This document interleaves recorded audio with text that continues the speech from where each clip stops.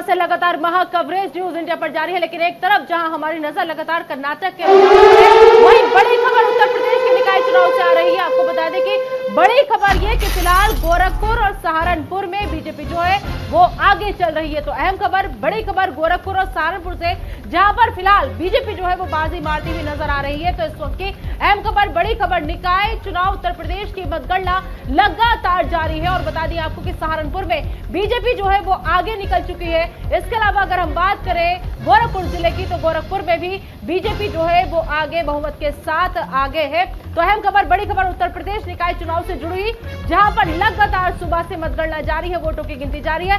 फिलहाल आइए गोरखपुर का दुख कर लेते हैं। हमारे सहयोगी प्रदीप आनंद इस वक्त हमारे साथ जुड़ चुके हैं। प्रदीप, गोरखपुर में बीजेपी आगे, और क्या ताजा अपडेट? बिल्कुल, अगर हम बात करें तो निश्चित रूप से जो समाजवादी पार्टी की प्रत्याशी अभिनेत्री काजल निषाद वो बहुत पीछे हैं। जो जिस तरह का मुकाबला माना जा रहा था वो उस तरह का मुकाबला भी धरातल पर दिखता हुआ नहीं प्रतीत हो रहा है। अगर हम बात करें तो ईवीएम खुल चुकी है, दूसरे चक्र की जो है गिनती खत्म हो चुकी है और ऐसी स्थिति में भारतीय जनता पार्टी के जो प्रत्याशी हैं डॉक्टर मंगलेश श्रीवास्तव, वो इस समय करीब 18,000 वोटों से आगे चल रहे हैं। तो कहीं ना कहीं से जो एक फिगर है वो क्लियर होता जा रहा है कि गोरखपुर एक बार से बीजेपी जो है स्थापित होने जा रहा है। हालांकि जो वार्ड है, अगर हम वार्डों में देखें तो अधिकतर वार्डों में भारतीय जनता पार्टी के प्रत्याशी जीते और तमाम ऐसे वार्ड है जहां पर लीडर प्रत्याशी भी चुनाव इस बार जीते हैं। लेकिन ज्यादातर दबदबा अगर देखें तो गोरखपुर नगर निगम इस बार बीजेपी के पार्षदों का है और वही जो है करीब करीब भारतीय जनता पार्टी के मेयर का भी जो है इस बार हमेशा की तरह इस बार भारतीय जनता पार्टी का मेयर ही गोरखपुर को मिलने जा रहा है। जी, कहा यह जा रहा था कि जिस वक्त चुनाव हो रहे थे कि गोरखपुर वो सीट है जो हॉट सीटों में से एक सीट में शुमार होती थी, और ऐसे में तमाम पार्टियों ने एड़ी चोटी का जोर गोरखपुर में लगा रखा था। लेकिन कहा जाए कि किसी का जादू नहीं चला, सिर्फ सीएम योगी का जादू चला है। बिल्कुल, देखिए सीएम योगी का गढ़ रहा है गोरखपुर। और अगर हम बात करें तो कई वर्षों से भी अनवरत कई वर्षों से भारतीय जनता पार्टी के खाते में गोरखपुर मेयर की जो है वो सीट रही है, चाहे वो सत्ता में उत्तर प्रदेश में भारतीय जनता पार्टी रही हो या ना रही हो। लेकिन गोरखपुर का जो मेयर सीट है वो शुरू से जो है भारतीय जनता पार्टी करीब 27 वर्ष हो गए जब भारतीय जनता पार्टी के खाते में ये सीट है। और इस बार भी ये सीट करीब करीब पक्की मानी जा रही है, क्योंकि जिस तरह से मुकाबला माना जा रहा था, जिस तरह से भीड़ और हुजूम जुट रहे थे, अखिलेश यादव खुद उतर गए थे एक दिन प्रचार में, लेकिन वो कहीं से भी ईवीएम में मतलब वोट में वो भीड़ तब्दील नहीं हो पाई और भारतीय जनता पार्टी की जो बढ़त वो लगातार बनी हुई है। बिल्कुल, तो लगातार उत्तर प्रदेश के निकाय चुनाव से जुड़ी हर बड़ी खबर पर अपडेट है, लेकिन वहीं कर्नाटक के रुझानों पर भी हमारी नजर बनी हुई है। स्टूडियो में हमारे एडिटर इन चीफ विजय त्रिवेदी मौजूद है। ओवर टू यू विजय त्रिवेदी। जी, शुक्रिया निदा, बात कराने के लिए और यूपी निकाय चुनावों पर अपडेट देने के लिए। मनोज यादव साहब भी हमारे साथ जुड़े हुए। मनोज जी, आपकी प्रतिक्रिया मैं चाहता हूं कि क्या है इन नतीजों पर? निश्चय ही अगर नगर निगम के परिणाम देखेंगे तो समाजवादी पार्टी सुबह कई सीटों पे आगे थी, फिर लगातार मेरठ में आगे रही, प्रयागराज में भी हमारी लड़ाई अच्छी चल रही है। लेकिन इतने भर में उत्तर प्रदेश नहीं है। नगर पालिका और नगर ने पंचायत के चुनाव में, पार्षद और सभासद के चुनाव में देखेंगे तो समाजवादी पार्टी का आंकड़ा बेहतरीन है। मेरे पास एक डेटा है 544 का, जो नगर पंचायत है उसमें 51 सीटों पे समाजवादी पार्टी आ गई।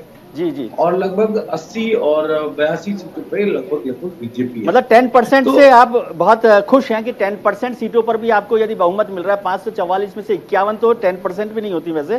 क्या इसको ऐसे कह सकते हैं मनोज जी कि बाबा योगी का जो बुलडोजर है वो चल गया है पॉलिटिकल ग्राउंड पर? ये नतीजे अभी सारे रुझान में नहीं आए 544 सीटों के। मैं उनकी बातें लगभग 150 के आसपास का रुझान है जी। मैं ये बात नहीं कर रहा हूँ अगर 500 के रुझान आ जाते तो 86 सीटों पे बीजेपी आगे ना होती, उसके आंकड़े कुछ और होते, वो थोड़ी देर में पहुंचे। मेरा ये कहने का मतलब है कि अगर नगर निगम की जो बीजेपी को, आप भी जानते हैं त्रिवेदी जी की, बीजेपी को शहरों की पार्टी के रूप में जाना जाता है और हमेशा से उस पर एक टैग रहा है, तो जाहिर सी बात है कि वहां पे कोई बढ़त है और रुझान उनके पक्ष में। लेकिन पूरे ओवरऑल उत्तर प्रदेश का जब देखेंगे तो समाजवादी पार्टी बेहतर परफॉर्मेंस करती हुई नजर आएगी। शाम तक परिणाम सामने निश्चय ही आपको मनोज जी, आपने जिस तरह कहा कि शहरों में भारतीय जनता पार्टी आगे चल रही है, तो ये कोशिशें हम सपा की ओर से क्यों नहीं देखते हैं? क्योंकि हमने देखा कि अखिलेश यादव अब से पहले नगर निकाय चुनाव में बहुत कम आते थे, लेकिन इस बार प्रचार में वो उतरे हैं, धरातल पर उतरे हैं। लेकिन जिस तरह मुख्यमंत्री योगी आदित्यनाथ ने कहा था नो दंगा नो कर्फ्यू, लगता है कि यही वाला जो जादू है वो चला, बुलडोजर का जादू चला, इसलिए सपा बहुत ज्यादा अच्छा नहीं कर पाई। बीजेपी काफी जगह पर बढ़त बना चुकी है। नहीं, मैंने कहा ना, जब वो सत्ता में नहीं थी तब भी तो उनकी बढ़त थी नगर निगम में जी।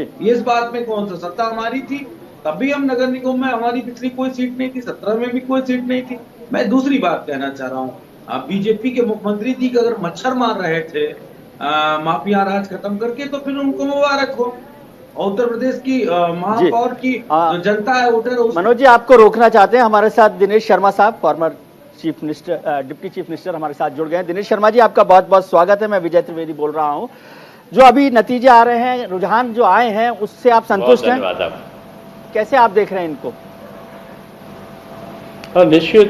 निश्चित रूप में जो उत्तर प्रदेश में रुझान आ रहे हैं जी, आप देख रहे हैं कि 17 में से 16 मेयर में बीजेपी काफी आगे चल रही है जी। और मुझको लगता है कि 17 की 17 महापौर बीजेपी को मिलेगा जी। और नगर पालिका और नगर पंचायत में पिछले बार के अपेक्षा इस बार कहीं अधिक जो सीटें हैं वो भारतीय जनता पार्टी के पक्ष में बढ़त बनाए हुए हैं जी। मैं कह सकता हूं कि ये वो समय है जब योगी जी और मोदी जी का जो बेहतर समन्वय है जी, वो उत्तर प्रदेश में जनता के बीच में चढ़कर बोल रहा है जी। और आज ये स्थिति है कि इंफ्रास्ट्रक्चर को ठीक करने में, जहां एक तरफ नाली, सड़क, खड़ंजा और मार्ग प्रकाश व्यवस्था और कूड़ा निस्तारण की प्रावधि को ठीक किया, वहीं अमृत योजना के माध्यम से जल निकासी और सीवरेज को ठीक करने का काम बीजेपी ने किया है जी। और अगर आप देखें तो उत्तर प्रदेश विकास का पर्याय बन गया है।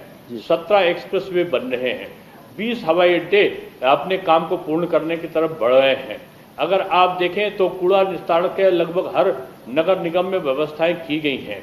और इन सब से अलग हटकर अगर आप लखनऊ ऐसे एरिया में देखें तो हम लोगों ने कान्हा उपवन प्रोजेक्ट एक पूरे एशिया में एक मॉडल बना, जहां गाय के लिए, सांड के लिए, कुत्तों के लिए, बानर के लिए, पशु पक्षियों के लिए एक अलग प्रकार का प्रोजेक्ट देखने में सामने आया। तो मैं कह सकता हूं कि जो डबल इंजन की सरकार थी, माननीय प्रधानमंत्री जी के नेतृत्व में स्मार्ट सिटी योजना के अंतर्गत सबसे ज्यादा जिले जो चयनित किए गए वो उत्तर प्रदेश के किए गए और आज बड़ी तेजी के साथ में इनमें काम चल रहा है।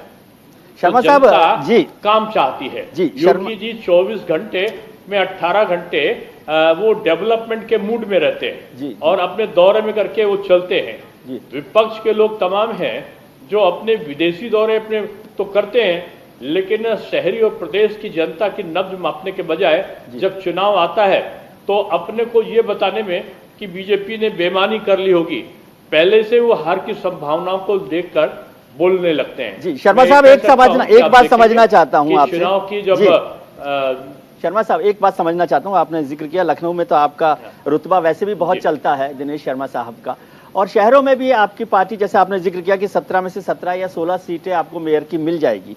आपने फिर एक्सप्रेसवे का जिक्र किया और एयरपोर्ट्स का जिक्र किया, यानी आप अब भी केवल शहरों तक सीमित रहना चाहते हैं, नगर पंचायतों में आप 50% पर भी नहीं है। और आपने जिक्र नहीं किया कि गांवों के हाल क्या है। आपने गांव का पूछा नहीं जी। गांव में आज पहली बार गांव को संपर्क सड़कें जोड़ने वाली बन चुकी हैं, लगभग हर घर में लाइट लगाने की व्यवस्था पूरी हो चुकी है। शौचालय के निर्माण आज गांव की सबसे बड़ी उपलब्धि के तौर पर देखा जा रहा है। ग्रामीण जो प्रधानमंत्री आवास हैं आज एक मॉडल बने हैं। आज वहां 18 से 22 घंटे की जो बिजली व्यवस्था है वो गांव की आज एक आदर्श व्यवस्था में आती है। 5 लाख का जो सुरक्षा स्वास्थ्य कवच है आयुष्मान भारत का, वो आज गांव के हर नागरिक को मिल रहा है। डिजिटल इंडिया के अंतर्गत अब गांव-गांव इंटरनेट हो रहा है। आप किसी ग्रामीण से पूछिए 2017 के पहले क्या वहां मोबाइल का कनेक्शन भी पहुंचता था? आज इंटरनेट पे वो पूरी दुनिया का हाल आज गांव का एक आम आदमी ले रहा है। ये परिवर्तन उत्तर प्रदेश की राजनीतिक दशा और दिशा के परिवर्तन में जो क्रांतिकारी उपलब्धियां माननीय प्रधानमंत्री जी के मार्गदर्शन में योगी आदित्यनाथ के रूप में एक मॉडल विकास का जो उन्होंने कायम किया है, वो आज दूसरे प्रदेशों के लिए एक आदर्श बना हुआ है। तो इसीलिए ये जो विपक्ष है वो हमेशा आलोचना की मूड में रहता है और आराम के मूड में रहता है। और बीजेपी का कार्यकर्ता से लेकर नेता तक पूरा कार्यक्रमों के मूड में रहता है और जनता की सेवा के मूड में रहता है। कोरोना में भी ये 2 साल कोई नहीं निकले थे विपक्ष के लोग, केवल बीजेपी के कार्यकर्ता निकलते भी थे और उनकी सबसे ज्यादा कोरोना के कारण मृत्यु भी हुई, लेकिन उसके बावजूद कार्यकर्ताओं ने सेवा का भाव नहीं छोड़ा। तो ये सारी चीजें हैं जो जनता में पकड़ के लिए प्रभावी बनती है। शर्मा साहब, एक सवाल, एक बड़ा तो ये बात है कि आज तक का एक छोटी सी बात की, प्रधानमंत्री ने जैसे एक दिन की भी छुट्टी नहीं ली, वैसे 6 साल में योगी जी ने भी एक दिन में विश्राम नहीं किया है, एक दिन का छुट्टी नहीं लिया है। ये एक बड़ी बात है। जी शर्मा साहब, आज अभी कर्नाटक के विधानसभा चुनावों के नतीजे भी आ रहे हैं और वहां भारतीय जनता पार्टी के लिए बहुत अच्छी खबर नहीं है। मुख्यमंत्री जी वहां गए थे, लेकिन अब भारतीय जनता पार्टी की जो लीडरशिप है या पार्टी है वो 2024 के लिए कर्नाटक से ज्यादा उत्तर प्रदेश पर भरोसा करना चाहती है। क्या आप ये भरोसा दिला सकते हैं कि उत्तर प्रदेश में अगर कर्नाटक में कोई नुकसान हुआ है तो उसकी भरपाई हो सकती है? और आप बार बार योगी जी और मोदी जी को एक साथ रख रहे हैं। नहीं, देखिए, मैं एक चीज तो आपको स्पष्ट कर दूं कि कर्नाटका में बीजेपी पिछले बार जितनी लोकसभा की जीती थी उतनी जीतेगी। आप लोग खुद एक विश्लेषण में कर्नाटका के बारे में बोल रहे हैं कि कर्नाटका में मोदी जी का जादू चल रहा, मोदी जी के प्रभाव से तमाम सीटें बढ़ी हैं, और जब मोदी जी खुद चुनाव के मैदान में होंगे तो निश्चित रूप से उनके प्रति जो आकर्षण का भाव है वो कर्नाटका में भी बढ़ेगा और जगहों पर भी बढ़ेगा। और उत्तर प्रदेश में आप निश्चित रूप से मानिए कि 2 सीटों पर जहां हम नहीं जीतते थे, रामपुर और आजमगढ़, वहां भी हम जीत कर आए हैं। अब की बार 80 की 80 सीटों का एक रिकॉर्ड उत्तर प्रदेश बनाकर प्रधानमंत्री जी के तीसरी बार प्रधानमंत्री बनने में एक सोने में सुहागा करने की स्थिति लाएगा। जी दिनेश जी, मेरे सहयोगी चारुल जो है वो पूछ रही थी कि शर्मा साहब से पूछेगा कि बहुत लंबे समय से उत्तर प्रदेश से प्रधानमंत्री नहीं बना है, इस बार संभावना है क्या 80 सीटें आपको मिल जाएंगी तो? आप ये देखिए, अटल बिहारी वाजपेयी जी भी उत्तर प्रदेश से प्रधानमंत्री बने और माननीय मोदी जी भी 2 बार प्रधानमंत्री उत्तर प्रदेश से ही बने हैं और तीसरी बार भी उत्तर प्रदेश से ही वो प्रधानमंत्री बनेंगे। आप ये निश्चित मानिए, मोदी जी उत्तर प्रदेश में उनका दिल बसता है और उनकी क्रिया कर्म की स्थली जरूर गुजरात रहा है, लेकिन उनका राष्ट्रव्यापी नेतृत्व तो हमेशा रहा है। संगठन में भी जब काम किया है तो पूरे देश में उन्होंने काम किया है, लेकिन जहां उन्होंने अपनाया राजनीतिक रूप में राष्ट्रीय राजनीति में, तो उन्होंने कहा कि मां गंगा ने मुझे बुलाया है और उन्होंने गंगा मां की स्थली वाराणसी को ही चुना है। इसलिए उत्तर प्रदेश उनकी आत्मा में निवास करता है और उत्तर प्रदेश से वो तीसरी बार प्रधानमंत्री बनकर जरूर आएंगे, ऐसा मेरा विश्वास है। जिस तरह से विजय जी ने आपसे सवाल किया, एक अच्छे राजनेता होने के नाते ने आपने इस बात को तो संभाल लिया कि देखिए प्रधानमंत्री नरेंद्र मोदी भी वाराणसी से चुनाव लगे, लेकिन आप भी ये जानते हैं कि बात यहाँ पर गृह राज्य की हुई थी जिसमें बोलने से आप बच गए। लेकिन चलिए अगर हम बात कर ले निकाय चुनाव को लेकर, हमने अक्सर देखा है कि मुस्लिम चेहरों को टिकट देने से बीजेपी बहुत बार बचती नजर आई, लेकिन इस बार पश्चिमी यूपी में खास तौर पर मुस्लिम उम्मीदवारों पर भरोसा जताया गया है। क्या यह मान लिया जाए कि विधानसभा चुनाव के परिणाम को देखते हुए, या फिर ऐसा क्या फैक्टर रहा, क्योंकि ये अक्सर देखने को मिला, लेकिन इस बार निगम के चुनाव में हम देख रहे हैं कि पश्चिमी यूपी में मुस्लिम उम्मीदवारों पर भी अच्छा खासा दांव खेल रही है बीजेपी? देखिए, भारतीय जनता पार्टी का पहले तो समझना होगा स्वरूप को, और हमारा जो नारा था सबका साथ, सबका विकास, सबका विश्वास, हम तुष्टीकरण को आधार नहीं बनाएंगे, ये हमारी पार्टी की संरचना के समय से ही हमने स्पष्ट कर दिया था। और जब हमने केंद्र सरकार की योजनाओं में कि मकान मिलेगा तो हिंदू और मुसलमान दोनों को मिलेगा, जो शौचालय है तो सबको मिलेगा, 10 किलो राशन है तो सबको मिलेगा, स्वास्थ्य है 5 लाख का तो सबको मिलेगा, जब हमने ये किया तो बड़ी संख्या में जो मुस्लिम संप्रदाय है अब वो भारतीय जनता पार्टी की तरफ आकर्षित हुआ। उसने देखा कि 6 सालों में एक भी दंगा पूरे प्रदेश में नहीं हुआ है, और जो वो सरकारें आती थी वो नारा देती थी, कोई अपने टोपी लगा लेता था, कोई अपने को किसी प्रकार का और वेशभूषा धारण करके अपने को वो अल्पसंख्यकों के निकट बताने का प्रयत्न करता था विपक्ष का, और बाद में जब चुन के आते थे तो वो अल्पसंख्यक का भी भला नहीं करता था। आज बीजेपी के समय ये है कि एक हाथ में पवित्र कुरान लीजिए और एक हाथ में कंप्यूटर लीजिए, आधुनिकीकरण हो, मदरसों का पढ़ाई हो, रोजगार मिले, उनके हाथ में कलम आए और वो आगे बढ़े, इस नीति को हम समझते हैं कि अल्पसंख्यकों ने पसंद किया है। और जब से अल्पसंख्यक महिला मुस्लिम बहनों के लिए तलाक पर जब विधेयक आया तो तब से भी महिलाओं में एक विश्वास जगा है। और मैं कह सकता हूं कि आज बदलता हुआ जो आवरण है उसमें अब वोट बैंक बन के विपक्ष मुस्लिम मतदाताओं को बहुत अधिक समय तक नहीं रख सकता। जी शर्मा साहब, सबके लिए काम करेगी, अनुसूचित के लिए भी, पिछड़े के लिए भी, अगड़े के लिए भी, सबके लिए काम करेगी। जी शर्मा साहब, इन लोकल बॉडीज इलेक्शंस में पार्टी ने पूरा काम किया, आपने बड़ा इसमें महत्वपूर्ण भूमिका निभाई है। मेरे बचपन में यह होता था कि छोटी क्लास में छोटा सा इम्तिहान भी मैं पास कर लेता था तो कोई ना कोई अवार्ड मुझे घर वाले दे ही देते थे, कुछ इनाम दे ही देते थे। तो ये इन चुनाव नतीजों को का जो पुरस्कार वितरण है वो कब हो रहा है उत्तर प्रदेश में? देखिए, ऐसा नहीं है। अगर आप मेरे संदर्भ में ये प्रश्न, आपका छुपा हुआ प्रश्न है, वो हो तो मैं एक कार्यकर्ता हूं और मेरा एक हमेशा से स्वभाव रहा है। मैंने एक नारा दिया था युवा मोर्चे का, मैं प्रदेश अध्यक्ष था, कि जहां पर कम वहां पर हम। मैं ये प्रतीक्षा नहीं करता कि कौन मुझे क्या काम देगा। अगर राष्ट्रीय स्तर का काम होता तो वो भी आपने मुझे करते देखा होगा। और अभी आपने वार्ड में मुझे घूमते घूमते, मैं लगभग 70 वार्डों में लखनऊ के चुनाव में, अभी मैं अपने मन से भी गया, संगठन के द्वारा भी गया, प्रदेश में भी, कानपुर भी गया, आपका उरई भी गया, आपका कई और जगहों पर मैं गया, 3, 4, 5 जिलों में भी गया और सभी जगह काम करने का मुझे एक स्वभाव है। और यही हर भारतीय जनता पार्टी के कार्यकर्ताओं का स्वभाव होता है कि जहां पर कम वहां पर हम। हर कार्यकर्ता को काम मिलेगा और कार्यकर्ता को उसकी उपयोगिता के अनुसार उसका उपयोग किया जाता है। बीजेपी में बीजेपी में मैं नहीं चलता, बीजेपी में हम चलता है। जी बहुत बहुत शुक्रिया शर्मा साहब कि आपने हमारे लिए वक्त निकाला, न्यूज इंडिया पर आप रहे, उसके लिए बहुत शुक्रिया और बहुत शुभकामनाएं भी इन नतीजों के लिए। हमारे साथ वीरेंद्र वशिष्ठ साहब भी जुड़े हुए हैं, कांग्रेस के वरिष्ठ नेता हैं। वशिष्ठ साहब, कांग्रेस के लिए कर्नाटक से अच्छी खबर है, लेकिन ये उत्तर प्रदेश में तो खबर ही नहीं है। अच्छी बुरी क्या बोलूं मैं?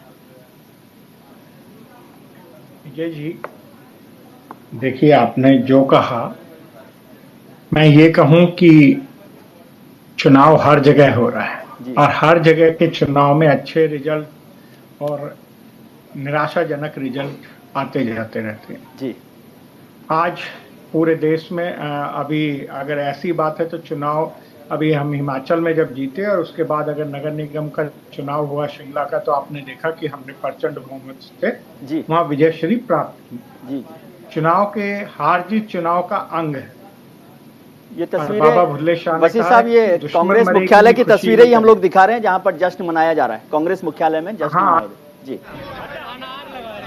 जी वसीम साहब, देखिए आपसे मेरा, विजय जी, आपसे जब कोई चर्चा होती है तो उसका आनंद भी आता है क्योंकि आप एक अनुभवी पत्रकार हैं और आप निर्भीक पत्रकारिता के लिए जाने जाते हैं। आज कर्नाटक का चुनाव, मैं ईसीआई पे विश्वास करता हूं। आपकी भी जो टैली है बिल्कुल जो इलेक्शन कमीशन ऑफ इंडिया जो कि फाइनल टैली होगी उसके ही साथ साथ दिखा रहे हैं। जी, कर्नाटक में आप देखिए कि मुद्दे क्या थे। मेरे ख्याल में पूरे देश के किसी टीवी चैनल पे शायद आपके यहाँ चले पर उत्तर प्रदेश के रिजल्ट नहीं चले। और प्रधानमंत्री जी ने शायद ही किसी चुनाव में इतना समय दिया हो जितना उन्होंने कर्नाटक के चुनाव में दिया। और उसके बाद रिजल्ट जो आए हैं तो आपको ये मानना पड़ेगा ना कि कर्नाटक की जनता ने हिमाचल की जीत के बाद कांग्रेस का साथ देने वाला दूसरा प्रदेश अब कर्नाटक हो गया है। और आने वाले इसी साल में 4 महत्वपूर्ण चुनाव आ रहे हैं। जी, मेरे को, हम कभी ये नहीं कहते कि किसी को मुक्त करना, पर आज का चुनाव के बाद ये माना जाएगा कि अब दक्षिण भारत में बीजेपी की कोई सरकार नहीं है। ये सत्य रहेगा क्योंकि आप विजय जी हमेशा ही सत्य की बात करते हैं। और उत्तर भारत में शुरुआत होने जा रही है। मैं आपके चैनल के माध्यम से फिर पुनः कर्नाटक की जनता का ही धन्यवाद करना चाहता हूं, जिन्होंने, हमें कर्नाटक की जनता में विश्वास था और उनका साथ हमें मिलेगा और बजरंग बली ने अपना आशीर्वाद हमें दिया है। इसके लिए कर्नाटक की जनता और प्रभु बजरंग बली का बहुत बहुत धन्यवाद है। जी अश्वनी जी, बहुत चलिए ठीक है। अश्वनी जी, ये बजरंग बली को वीरेंद्र जी याद कर रहे हैं। आप कहते रहे हमेशा संकट मोचन नाम तिहारो, संकट कटा नहीं आपका? विजय जी देखिए, अभी वशिष्ठ जी धन्यवाद दे रहे थे, तब तक आपके स्क्रीन पर ही कितना हम बढ़े हैं और वो कितना घटे हैं ये तो अभी घटना बढ़ना जारी रहेगा। तो ये जब तक सारे परिणाम भी रुझानों पर हम बात करें, परिणाम जब तक ना आ जाए तब तक जो है कुछ कहना बेमानी होगा।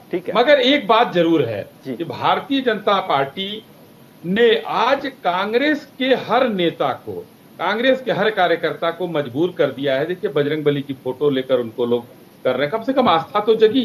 राहुल जी कुर्ते के ऊपर, कोट के ऊपर ही जनेऊ पहन लिए, मंदिर मंदिर जाकर माथा टेके, आस्था तो जगी। कम से कम इतना तो हुआ कि एक सनातन परंपरा में जो आस्था होनी चाहिए, जिसको ये लोग नकारते रहे हैं, उसमें आस्था तो जगी। बजरंगबली को जिस तरीके से वहां पर इन लोगों ने तिरस्कृत किया, आज अपने गोदी में लेकर मिठाई खिला रहे हैं। इतना तो बदलाव आया कम से कम, और ये इसका श्रेय भारतीय जनता पार्टी को और उनके कार्यकर्ताओं को जाता, कांग्रेस में आस्था जगाने के लिए। मगर एक बात और कहना चाहूंगा, देखिए अभी इधर जो है बात हो रही थी, माननीय दिनेश जी ने जो कहा, उत्तर प्रदेश को भी हम लोगों को देखना चाहिए कि आपने एक कहते कहते आप ऐसा रुके कि उत्तर प्रदेश से तो कोई खबर ही नहीं है कांग्रेस के लिए। अभी पीछे चुनाव हुआ, प्रियंका गांधी जी यहाँ पर पूरी अस्थायी तरीके से यहाँ की इंचार्ज थी, महासचिव थी, और वोट 6-7% हुआ करता था, वो 2% से भी कम करके ले आई। उत्तर प्रदेश की जनता भी जागरूक है, वो जानती है क्या करना है क्या नहीं करना है। बहुत इन लोगों ने प्रोपेगेंडा फैलाया हर चीज में, लड़की हूं लड़ सकती हूं, वो नारा यहीं से शुरू और यहीं पे खत्म, आगे नहीं बढ़ा, पूरे देश में कहीं नहीं बढ़ा। ठीक है, हमारे साथ हमारे सहयोगी रवि सराफ भी जुड़े हुए हैं। रवि, आपसे पूछना चाहता हूं, हालांकि वशिष्ठ साहब भी हमारे साथ हैं, लेकिन वशिष्ठ साहब पॉलिटिकल जवाब देंगे और मुझे पॉलिटिकल खबर चाहिए। कर्नाटक में कौन मुख्यमंत्री बन सकता है कांग्रेस की तरफ से अगर उन्हें बहुमत मिलता है? अब भी रुझान है, इसलिए जब नतीजे आ जाएंगे और यदि कांग्रेस की सरकार बनती है तो कौन मुख्यमंत्री हो सकता है?